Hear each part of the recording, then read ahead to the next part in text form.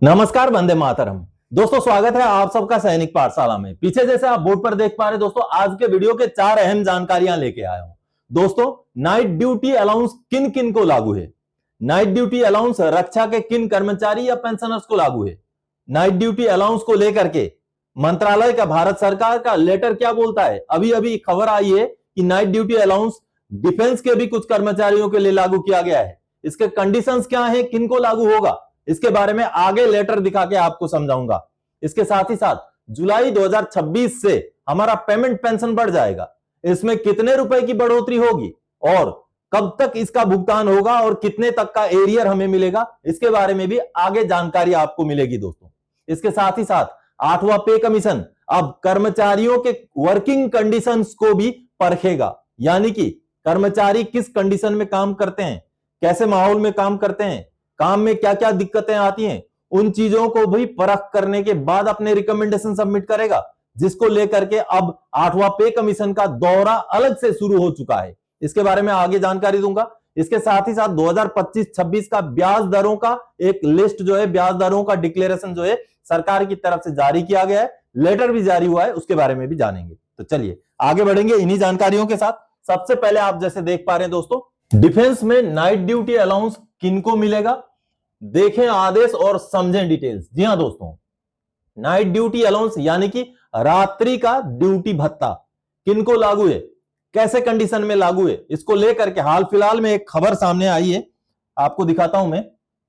ये जो खबर आप देख पा रहे हैं, यह खबर है 18 जून की खबर है। रक्षा मंत्रालय के कर्मचारियों के लिए बड़ी खबर, नाइट ड्यूटी भत्ता को लेकर के नया आदेश जारी। जी हां, भारत सरकार के वित्त मंत्रालय व्यय विभाग ने रक्षा मंत्रालय के गैर राजपत्रित नॉन गैजेटेड नागरिक कर्मचारियों के नाइट ड्यूटी अलाउंस दिए जाने का प्रस्ताव को मंजूरी दे दी है। इस संबंध में 18 जून को कार्यालय ज्ञापन जारी किया गया है।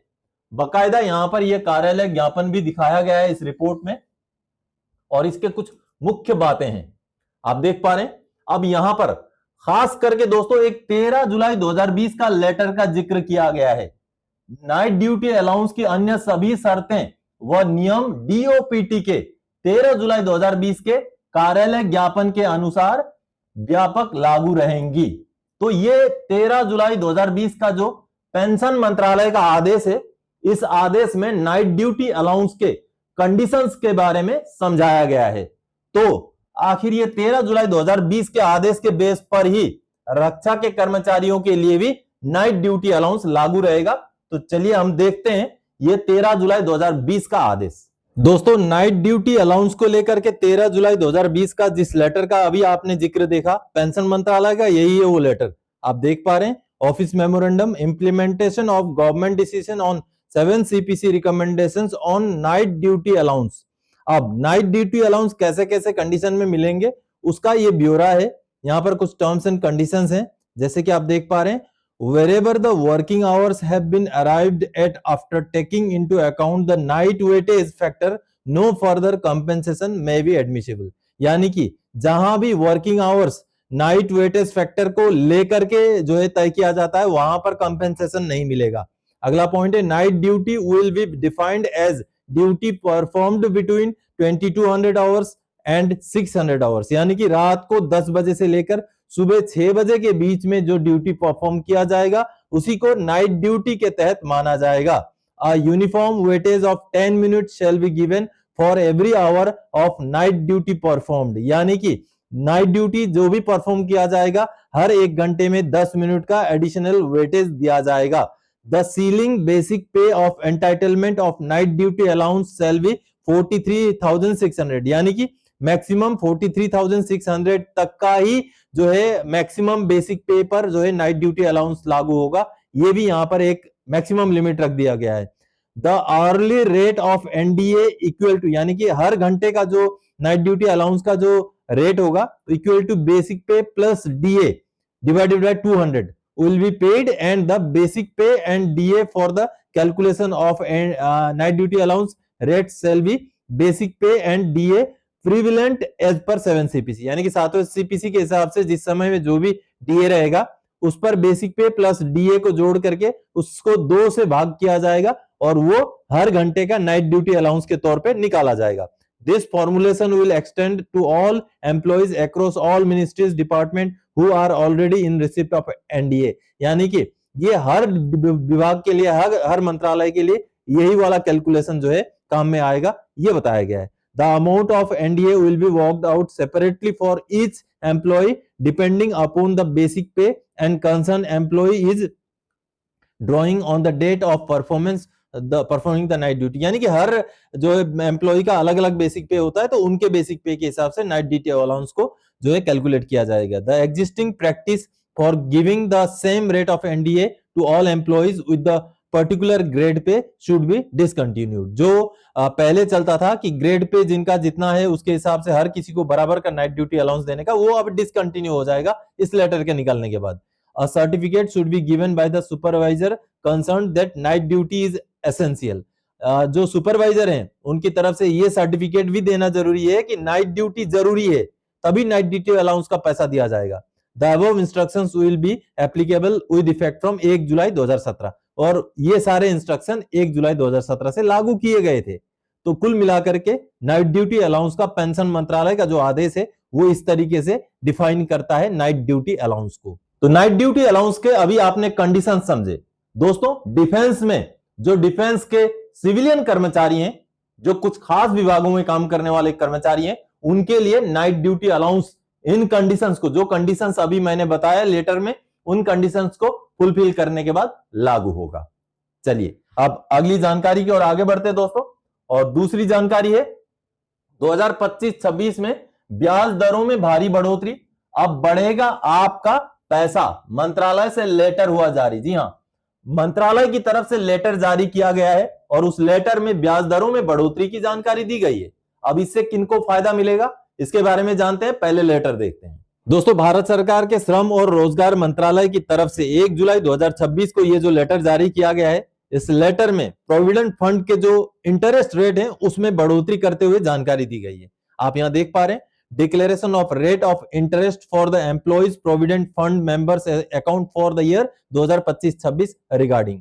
यानी कि 2025-26 का जो फाइनेंशियल ईयर है उसके हिसाब से जो प्रोविडेंट फंड में जो इंटरेस्ट रेट रहेगा उसका एक ब्यौरा यहां पर दिया गया है, जिसमें अब ये बताया गया, देखिए एम्प्लॉइज प्रोविडेंट फंड में अब 8.25% पर एनम के रेट से इंटरेस्ट मिलेगा।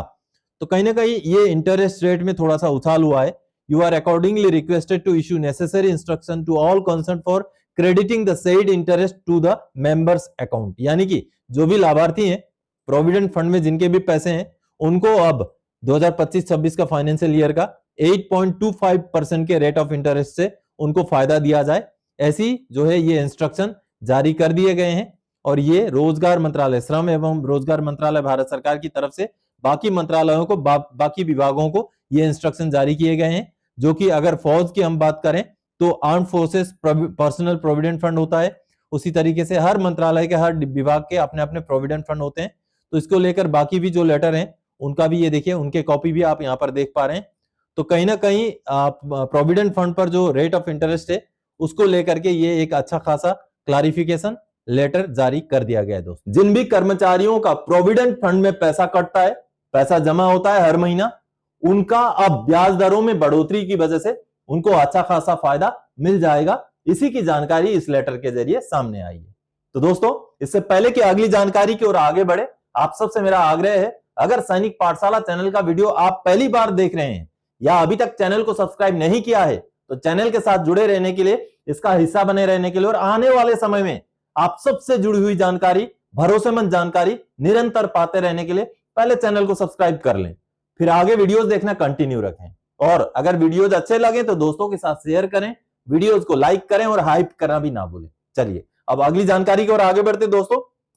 जुलाई से पेंशन में कितने की होगी बढ़ोतरी, एक झलक देखें, एरियर कितना तक मिलेगा। जी हां दोस्तों जुलाई 2026 से हमारा डीएडीआर बढ़ना तय है। डीएडीआर में जो परसेंटेज की बढ़ोतरी होगी वो होगी 3%। ये आप बिल्कुल मुहर लगा के रख लीजिए। तो जुलाई से अगर 3% डीए की बढ़ोतरी होगी तो इसकी घोषणा कब तक होगी और इसकी वजह से पेंशन या पेमेंट में कितने तक की बढ़ोतरी होगी और एरियर हमें कितने रुपए तक का मिलेगा, इसका आपको एक कैलकुलेशन समझाऊंगा। सबसे पहले तो दोस्तों जो आंकड़े अभी तक आ चुके हैं AICPIN के, उन आंकड़ों के हिसाब से हमारा DADR 3% ही बढ़ेगा। चाहे आपको कोई कितने भी सपने दिखा दे या कोई बोल दे कि नहीं 2 बढ़ेगा 1 बढ़ेगा, लेकिन आप कंफर्म हो जाइए 3 बढ़ेगा। तो 3% की बढ़ोतरी होगी तो आपके पेंशन में कितने की बढ़ोतरी हो जाएगी, उसी का एक आंकड़ा आपको दिखा देता हूं। तो आप देख पा रहे हैं जुलाई 2026 से हर महीने कितना बढ़ेगा पेंशन, कितना होगा एरियर। जी हां, क्योंकि जुलाई का महीना शुरू हो चुका है, आपको यह जुलाई के महीने में मिलने वाले पेंशन में बढ़ के नहीं मिलेगा, वो आगे आकर के मिलेगा, मैं बताऊंगा कब तक मिलेगा। लेकिन दोस्तों कितना बढ़ोतरी होगा और एरियर लगभग कितना बनेगा, उसी का आपको एक एग्जांपल समझा देता हूं। हो सकता है कुछ बोलें कि अभी तक तो डिक्लेयर हुआ नहीं, आपने पूरा खाका बना दिया, तो डिक्लेयर तो वही होना है। एडवांस में आपको यह जानकारी दे रहा हूं कि आपका पेंशन में कितने तक का बढ़ोतरी मिलेगा। जिनको ये नहीं जानना है आप वीडियो को यहां से स्किप भी कर सकते हैं। चलिए अब आज जानते हैं दोस्तों, सिपाही 17 साल जिनका आज के डेट में बेसिक पेंशन 22,476 है, जिनको पे लेवल 5 का पेंशन मिल रहा है, यानी कि जिनको MSCP हवलदार मिला हुआ है, उनका पेंशन है आज के डेट में 22,476। तो उनका 22,476 में आज के डेट में 60% DR के हिसाब से 13,486 रुपए DR और टोटल पेंशन 35,962 मिल रहा है। इसमें अगर किसी का कम्यूटेशन करता है तो वो माइनस हो रहा है, या FMA मिलता है तो वो जुड़ जाता है। चलिए अब 63% जैसे ही DR हो जाएगा तो ये जो 13,486 रुपए उनको DR मिल रहा है, ये DR बढ़ जाएगा, और ये DR बढ़ के कितना हो जाएगा, ये DR बन के हो जाएगा 14,160 रुपए। तो देख लीजिए बढ़ोतरी कितने की हुई, 13,486 के बजाय 14,160 रुपए, तो बढ़ोतरी हो जाती है 674। इसी हिसाब से एक नायक 22 साल जिनका लेंथ ऑफ सर्विस है, जिनको MSCP हवलदार मिला हुआ है, 24,763 उनका बेसिक पेंशन है, या हवलदार भी हैं 24 साल वाले जिनका भी 24,763 रुपए बेसिक पेंशन है, उनको अभी मिल रहा है 14,858 रुपए 60% के हिसाब से DR। दोनों बेसिक और DR मिला के इतना उनका कुल पेंशन बन रहा है। तो अब जैसे ही 63% हो जाएगा DR, तो उनको मिलना शुरू हो जाएगा 15,601 रुपए, 14,858 के बजाय 15,601 रुपए, यानी कि बढ़ोतरी 743 रुपए की हर महीने की बढ़ोतरी। उसी हिसाब से हम हवलदार 24 साल जिनको MSCP न्यायसुधार मिला हुआ उनकी बात करें तो 26,825 उनका बेसिक है, और 60% के हिसाब से उनको 16,095 रुपए मिल रहा है DR। कुल मिलाकर 42,920 उनका पेंशन बन रहा है, और जैसे बढ़ोतरी होगा उनका DR 16,900 हो जाएगा, यानी कि 805 रुपए की बढ़ोतरी, 805 रुपीज की बढ़ोतरी उनके पेंशन में हो जाएगी। तो ये रहा हर महीने की बढ़ोतरी। मैंने सिर्फ 3 ही रैंक लिए हैं, आप अपना भी निकाल सकते हैं इस तरीके से। अब एरियर कितना मिलेगा, कब तक मिलेगा दोस्तों, DADR का आपने हमेशा देखा है, जो सेकंड पार्ट का जो डिक्लेरेशन होता है वो दीपावली से पहले पहले भुगतान हो जाए, इस तरीके से होता है। तो अब की बार जो दीपावली है नवंबर के पहले हफ्ते में है, तो जो हमारा डिक्लेरेशन होगा वो अक्टूबर के महीने में ही हो सकता है, या तो सितंबर के आखिर में या अक्टूबर के शुरू में। तो अक्टूबर के शुरू में भी अगर होता है तो या तो अक्टूबर के आखिर में एरियर मिलेगा, या तो फिर नवंबर के शुरू में एरियर मिलेगा। तो ऐसे में 4 महीने का एरियर बनने के पूरे चांस है। तो 4 महीने का अगर एरियर मिलेगा तो इन वाले पेंशनर का एरियर बनेगा 2696 रुपए, इन वाले पेंशनर की बात करें तो 2972 रुपए, और इनकी अगर बात करें तो 3,220 रुपए। तो इस तरीके से एरियर बनेगा दोस्तों। तो कुल मिलाकर अगर मैं बोलूं तो लगभग हर किसी का एरियर 2,000 रुपए से ऊपर का ही रहने वाला है, जो 4 महीने का एरियर मिलेगा। तो ये रहा DADR का बढ़ोतरी का आंकड़ा।